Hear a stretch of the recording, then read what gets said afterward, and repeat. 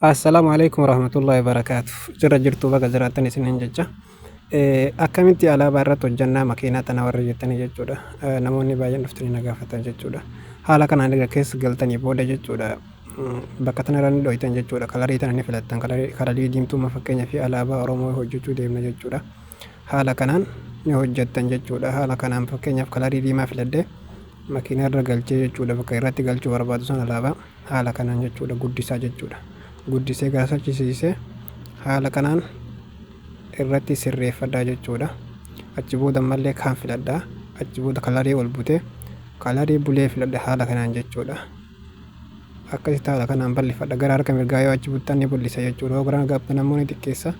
Haala kanaan jechuudha. Siisaa jechuudha irratti galfattanii erga irraa baatan booda haala kanaan ammas kalarii diimaa filanna jechuudha. Amma kalarii diimaa filannaa jechuudha. Kalarii diimaa filannee cinaachaan oolchina jechuudha. Kalarii kana achi bunnee jechuudha haala kanaan. Achi booda ni bal'ifanna. Xiqqeeffannee yoo feene ammoo hin bal'ifanna jechuudha haala kanaan. Achi booda haala kanaan akkanatti irratti galfannaa jechuudha makiina irratti. Erga haala kana irratti galfannee raayitti goona jechuudha. Haala kanaan raayitii ergatti goonee haala kanaan nu ba'a jechuudha. Amma haala kanaan erga waa maraa sirreeffannee amma maal goona urjii fi akkasuma odaa itti galchina jechuudha. Amma bakka kanattis ni galcha jechuudha. Amma fakkeenyaaf jidduu kanattis ni galcha. Haala kanaan bulee itti galchina jechuudha. Amma bulee harka kanaan seefti godhee erga bahee booda amma maaltu naafee urjii fi odaa itti godhuun naafee jechuudha. Amma haala kanaan jechuudha filadha. Kalarii bulee filadha jechuudha. Amma haala kanaan urjii filadha. Urjii akkasitti irratti galfadha jechuudha.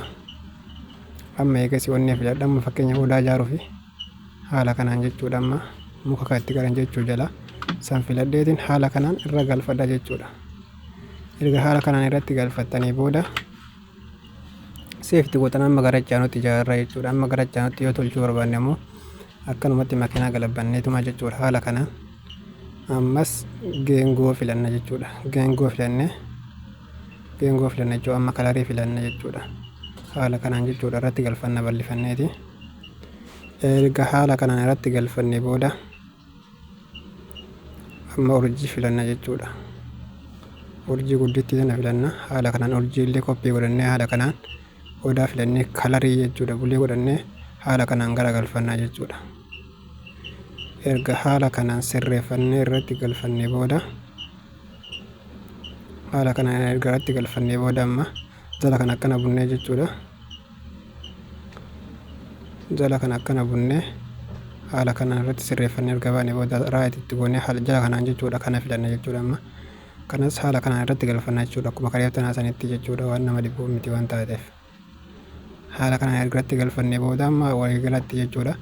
Alaabaa irratti hojjennee jirra jechuudha. Isin yoo barbaaddan xiqqeessitanii illee irratti hojjechuu dandeessan jechuudha. Maaliif amma xiqqeessee osoo hin taane guddisee waan irratti hojjedheef jechuudha. Haala kanaan jechuudha irratti hojjechuu ni dandeessanii jechuudha. Amma maal goona? Amma alaabaa xumurree jechuudha.